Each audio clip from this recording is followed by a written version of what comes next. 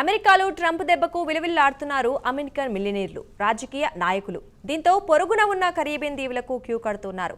ఇక కరేబియన్ దీవుల విషయానికి వస్తే అక్కడి ప్రభుత్వం తమ దేశంలో కేవలం $2 లక్షల రియల్ ఎస్టేట్లో ఇన్వెస్ట్ చేసి ఒక ఇల్లు కొనుగోలు చేస్తే మీకు పాస్పోర్ట్ ఇస్తామని ఆఫర్ చేస్తోంది.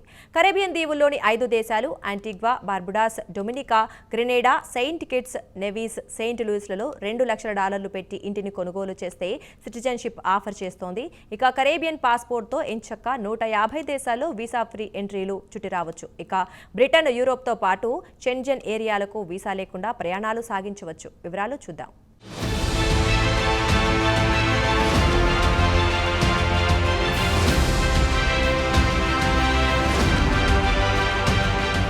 అమెరికాలో ట్రంప్ బారిన పడకుండా తప్పించుకోవడానికి అందుబాటులో ఉన్న అన్ని అవకాశాలను వినియోగించుకుంటున్నారు అమెరికన్ మిలియనీర్స్. దీంతో వారంతా పొరుగున ఉన్న కరేబియన్ దీవుల వైపు తమ ఫోకస్ పెడుతున్నారు.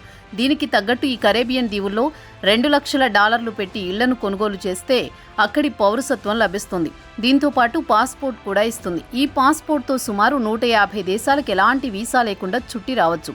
బ్రిటన్, యూరోప్తో పాటు షెంజన్ ఏరియాలకు వీసా లేకుండా వెళ్లి రావచ్చు.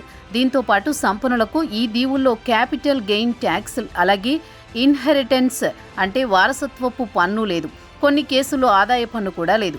కాబట్టి అమెరికన్ మిలియనీర్లకు కరేబియన్ దేశాల్లో ఇస్తున్న ఈ ఆఫర్లు బాగా ఆకర్షిస్తున్నాయి. అలాగే ఈ 5 దీవుల్లో ఉంటూ అమెరికా పౌరసత్వం కూడా కొనసాగించుకోవడానికి అనుమతిస్తున్నాయి స్థానిక ప్రభుత్వాలు. కాబట్టి ఈ ఆఫర్ బాగా నచ్చుతోంది అమెరికన్లకు.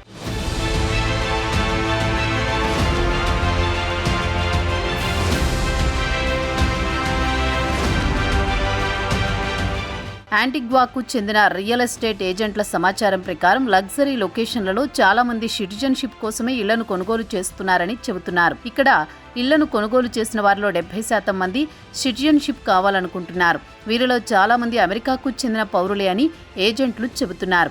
వారితో తాము రాజకీయాలు మాట్లాడడం, అయితే అమెరికాలో రాజకీయ పరిణామాల కారణంగానే పెద్ద ఎత్తున ఇళ్లను కొనుగోలు చేస్తున్నారనేది మాత్రం వాస్తవం అంటున్నారు రియల్ ఎస్టేట్ డీలర్లు. ఇదే గత ఏడాది చూస్తే ఇక్కడ కొనుగోలు చేసిన వారంతా లైఫ్ స్టైల్ బయ్యర్స్. ఇప్పుడు వారంతా మరో ఇల్లు కొంటాం, తమకు పౌరసత్వం ఇప్పించండి అంటూ వెంటపడుతున్నారని, గతంలో ఈ స్థాయిలో డిమాండ్ లేదని చెబుతున్నారు.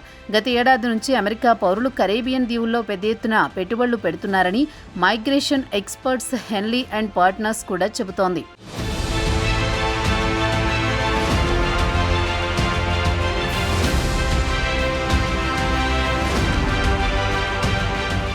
ఇక ఉక్రెయిన్, టర్కీ, నైజీరియా, చైనాకు చెందిన పౌరులు కూడా తమకు కరేబియన్ దీవుల్లో ఇళ్లతో పాటు పౌరసత్వం కావాలని దరఖాస్తు చేసుకుంటున్నారని హెన్లీ అండ్ పార్ట్నర్స్ వెల్లడించింది. కరేబియన్ దీవుల్లో ఇల్లు కొనుగోలు చేస్తే పౌరసత్వం ఇస్తామన్న స్కీమ్కు గత ఏడాది చివరి త్రైమాసికం నుంచి దరఖాస్తుల సంఖ్య 12% పెరిగాయి. అమెరికాలో ట్రంప్ వచ్చిన తర్వాత పరిస్థితులు ఏమంత సవ్యంగా లేవు. గన్ వైలెన్స్, యాంటీ సెమిటిజంతో చాలా మంది అమెరికాను వీడాలనుకుంటున్నారని ఇక్కడి రియల్ కన్సల్టెన్సీలు అభిప్రాయపడుతున్నాయి. ఇక్కడ ఇళ్లను కొనుగోలు చేసిన వారిలో 10 నుంచి 15% ఇక్కడికి మారాలనుకుంటున్నారు. మరి కొంతమంది సెకండ్ సిటిజన్షిప్ను బ్యాకప్ మాదిరిగా వాడుకోవాలనుకుంటున్నారని చెబుతున్నారు. ఇక కరేబియన్ పాస్పోర్ట్తో అతిపెద్ద వ్యాపారస్తులు ఇక్కడి నుంచి ఇతర దేశాలకు బిజినెస్ ట్రిప్లకు వెళ్లి రావచ్చు. కొంతమంది రాజకీయ నాయకులు కరేబియన్ పాస్పోర్ట్ను ఉపయోగించుకుని విదేశాలకు వెళ్లి రావడానికి ఇష్టపడుతూ ఉంటారు. తమ అమెరికా పౌరసత్వాన్ని గోప్యంగా ఉంచుకోవడానికి కూడా ఇది సహకరిస్తుంది.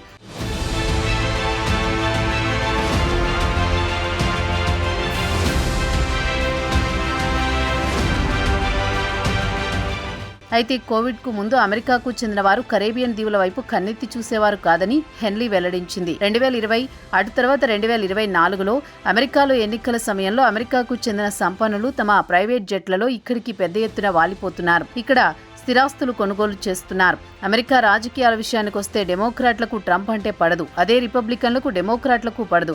దీంతో చాలా మంది రాజకీయ నాయకులు కరేబియన్ దీవులకు వచ్చి ఇక్కడ పౌరసత్వం తీసుకుంటున్నారు. కరేబియన్ దీవుల్లో రియల్ ఎస్టేట్ పుంజుకోవడంతో కరేబియన్ దీవులకు చెందిన రియల్ వ్యాపారులు అమెరికాలోని అతిపెద్ద నగరాల్లో ఆఫీసులు తెరుస్తున్నారు. ఇప్పటికీ 8 నగరాల్లో ఆఫీసులుంటే మరో 3 రాబోయే నెలల్లో తెరుస్తారని చెబుతున్నారు. కెనడాకు చెందిన రాబర్ట్ టేలర్ ఈ ఏడాది రిటైర్ కాబోతున్నారు. అందుకే ముందుగానే యాంటిగ్వాలో ఒక ఇల్లు కొనుగోలు చేశారు. $2 లక్షల పెట్టుబడులు పెట్టి కొనుగోలు చేశారని చెబుతున్నారు.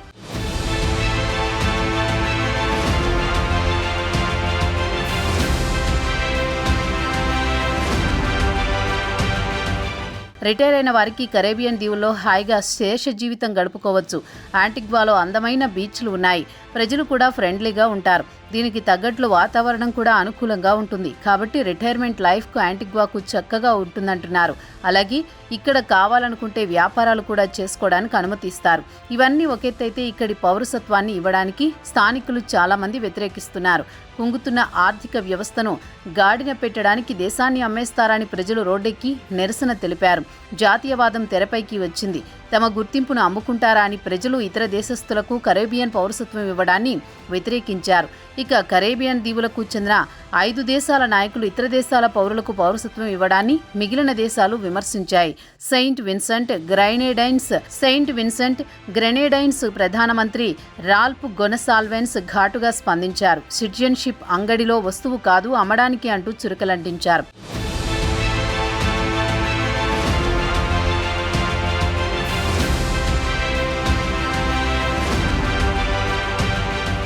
ఇక కరేబియన్ దీవులకు చెందిన దేశాలు ఉదారంగా పౌరసత్వం ఇవ్వడాన్ని యూరోపియన్ యూనియన్ దేశాలు తప్పుబట్టాయి. వీసా ఫ్రీ యాక్సెస్ ను ఉపసంహరిస్తామని హెచ్చరించాయి. కాగా అమెరికా కూడా దీనిపై అభ్యంతరం వ్యక్తం చేసింది. తమ దేశంలో పన్నులు ఎగ్గొట్టి కరేబియన్ దీవులకు పారిపోవడానికి అవకాశాన్ని చక్కగా వినియోగించుకోవచ్చని కరేబియన్ ప్రభుత్వానికి తమ నిరసన తెలియజేసింది.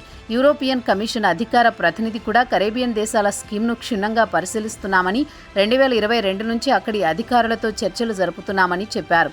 ఇక తాము వీసా ఫ్రీ యాక్సెస్ ను ఉపసంహరిస్తామని, దీనివల్ల EU దేశాల భద్రతకు ముప్పు వాటిల్లుతుందని ఆందోళన వ్యక్తం చేశారు. కాగా కరేబియన్ దేశాలు కూడా దీనిపై ఘాటుగా స్పందించాయి. తాము దరఖాస్తులను పూర్తిగా స్క్రూటినీ చేసిన తర్వాతనే పౌరసత్వం ఇస్తున్నామని తెలిపారు.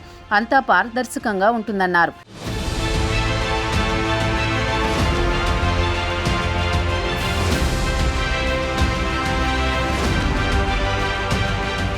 ఇక తాజాగా 5 కరేబియన్ దీవులు పౌరసత్వం ఇస్తామనేసరికి 1993 నుంచి ఇప్పటి వరకు $1 బిలియన్ విలువ చేసే పాస్పోర్ట్లు అమ్ముడుపోయాయి. సెయింట్ లూసియానా ప్రధాని ఫిలిప్ జే పెరీరా మాత్రం అత్యున్నత భద్రతా ప్రమాణాలు పాటించి పౌరసత్వం ఇస్తున్నామని తెలిపారు. ఎవరికి పడితే వారికి ఇవ్వమని చెబుతున్నారు. అయితే వెస్టిండీస్ పౌరసత్వం కావాలనుకుంటే ఇల్లు కాకుండా ఆ దేశానికి 2 లక్షలు లేదా $2.5 లక్షల వెస్టిండీస్ యూనివర్సిటీకి విరాళమిచ్చినా లేదా దేశ అభివృద్ధికి డెవలప్మెంట్ ఫండ్ కింద ఇచ్చినా పౌరసత్వం లభిస్తుంది. ఈ రోజుల్లో పాస్పోర్ట్ అమ్మకాల వల్ల దేశంలో జీడీపీలో 10 నుంచి 30% వరకు వృద్ధి కనిపిస్తోంది. ఇక కరేబియన్ దీవులకు చెందిన దేశాలు ఆర్థికంగా చితికిపోయాయి కాబట్టి ప్రత్యామ్నాయంగా డబ్బు సంపాదించుకోవడానికి పౌరసత్వం, ఉచిత పాస్పోర్ట్ లాంటి స్కీములు తెస్తోంది.